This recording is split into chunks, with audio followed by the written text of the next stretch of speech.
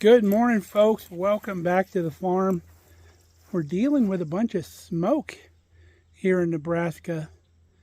I guess it's coming down from Canada. So hopefully they get that stuff figured out up there. We're going to do a little work outside today. Stick around, we'll show you what we got going on.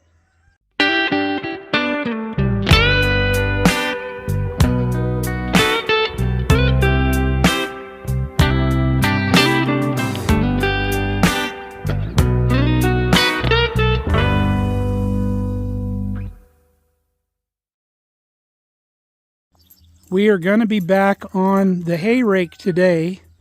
Our tires have come in, so we've got a bunch of tire swapping to do. Our two new tires are going to go on the rear, and then the tire we bought when we transported this thing the first day is going to go on the front because it doesn't need any kind of traction because it's not turning anything. These are the new tires that we picked up. Unfortunately, one of our rims was rotted out pretty well, so they had to replace one of our rims. So we got a off-color rim, and it's brand new, so we're not going to have our beautiful patina anymore, but it'll be fine. So let's get these offloaded. We'll get these put on the hay rake.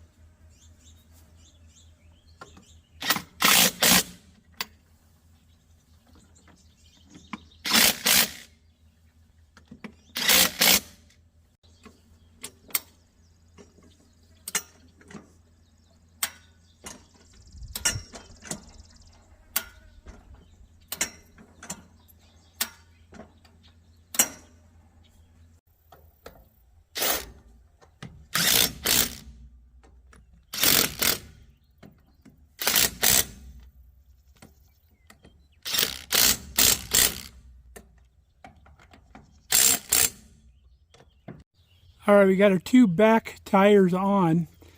Now, anybody that's been around a farm at all in their life would realize that on a tractor, the points of the cleats always go forward.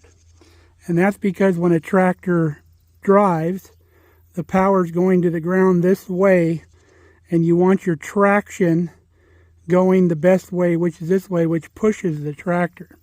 Now, this hay rake, these tires are what drive the rake. So we want our traction just the opposite because there's no power to these tires. It's driving the hay rake, so our traction needs to be the opposite direction because we're getting our traction from the ground instead of putting it to the ground. So you can see our arrow here is direction of traction. That's not direction of travel. So our traction needs to be this direction because as this thing turns, the ground is going to turn our tire and hit these points. I hope that makes sense to you. Now the front tire and wheel up here, we have to mount the wheel to the hub first. So we got the tire up here, we'll mount the hub, and then we put it down here, and then you get a central drive axle, well, not a drive axle, but a central axle that goes through the hub and just tightens up like a bolt.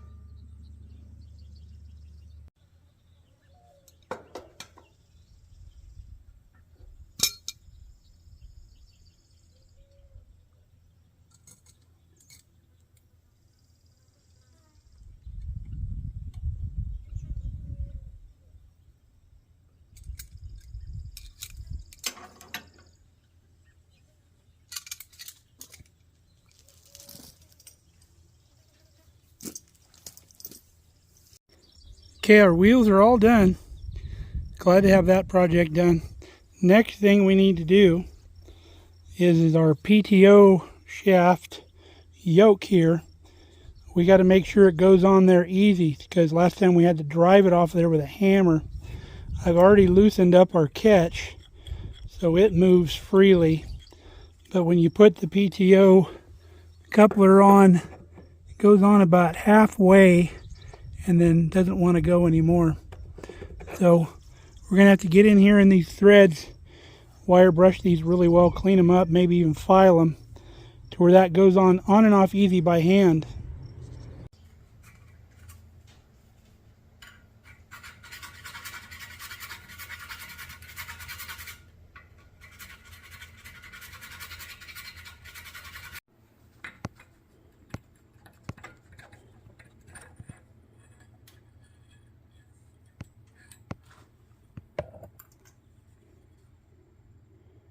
That's pretty nasty.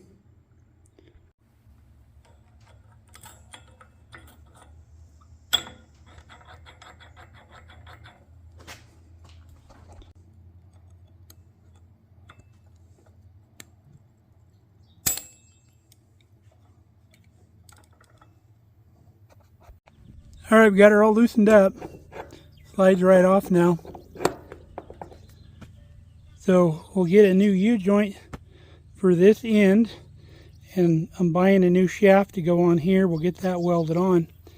Until then, we're going to move our hay rake out of the way. We don't need it here by the shop until later when we weld that on. So right now it's in the way of mowing the grass.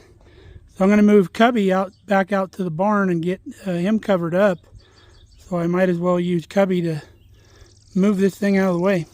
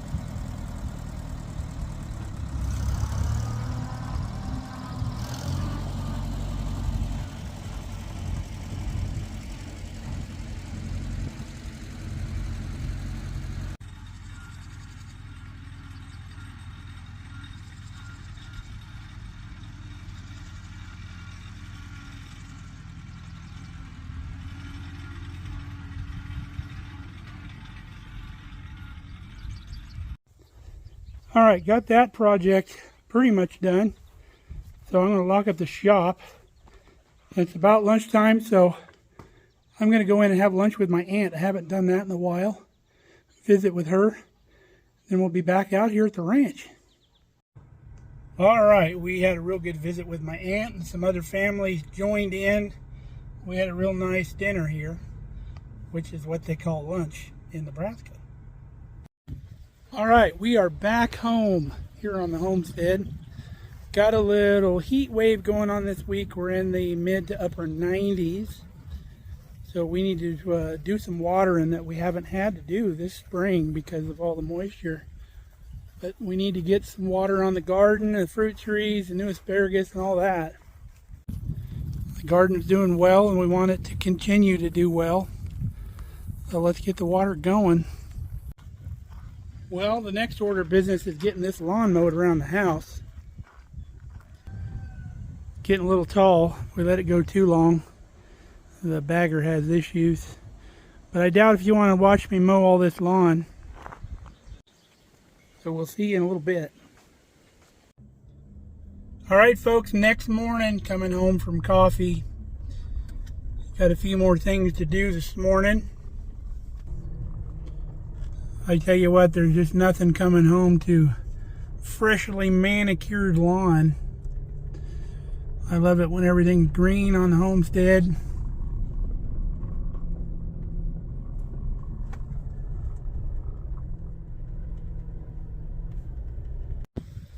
Got a nice breeze out here this morning, keeping it cool. We were in the upper 90s yesterday, but we had a little breeze when I was mowing the lawn, so that made it a lot nicer. So we had the water going in the garden all night in the asparagus patch, so we need to switch it to the fruit trees. All right, we are dripping, so time to go change clothes so I can go hoeing around.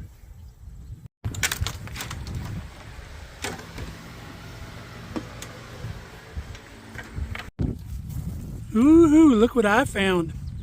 Some of our slicing tomatoes. Probably another day or two, that'll be ready to go. Looks like our San Marzanos are starting to set as well. I'm seeing a bunch of tomatoes here along the line. That is good news because that's what we need for the root cellar. All right, we're all done hoeing around. Got this guinea over here giving me the business. Mama's still on her clutch of eggs here. Can barely see her in there. Now we do have some bad news I'm going to share with y'all.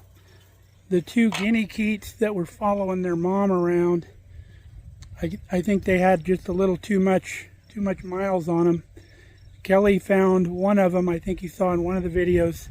It was out away from its mom. It was like literally exhausted trying to keep up with mom. So she brought it in, tried to nurse it back, but by the next morning, the keat was gone. And then the other one that she had got a hold of that was doing better and still following mom, she had put in the brooder in the chicken house so it could stay warm and not have to run around and have food and water close by. Well, it was only about a day or so where that little guinea keat just gave it up as well. These guineas are notoriously not good moms. They will sit on the eggs until they hatch, but once the eggs hatch, they pretty much just abandon the keats. And they just run off and they don't really care for them. So Kelly wanted to let nature kind of take its course and see how the mom was going to do. She seemed like it was going to work out well, but it didn't. We didn't have a good outcome. So from now on, when Kelly sees a keat that's newly hatched, she's going to gather them up and put them in the brooder early so they have a chance, like she did with the ones that our hen Hershey hatched. She's also going to start taking their eggs and putting them in the hen house so the hens can hatch them, so she doesn't have to worry about that anymore. All right, pretty much done outside. It's going to heat up again today, so got done early. So it's lunchtime. Let's throw some lunch together. What do you say? We're having a pizza dog for lunch. I eat some weird things sometimes, but it's really good. A little Italian seasoning on there, a little red pepper. We've got onions, tomato, pepperoni, hot dog, pizza sauce, and cheese.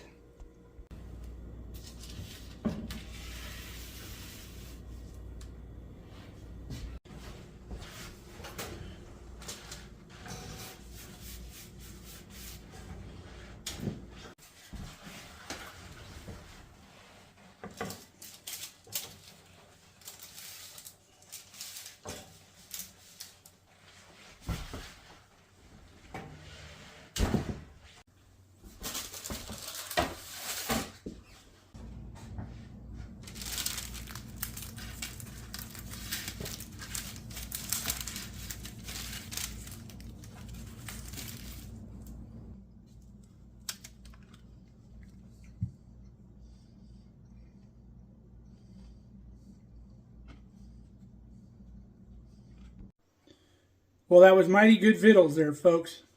So I need to run off again.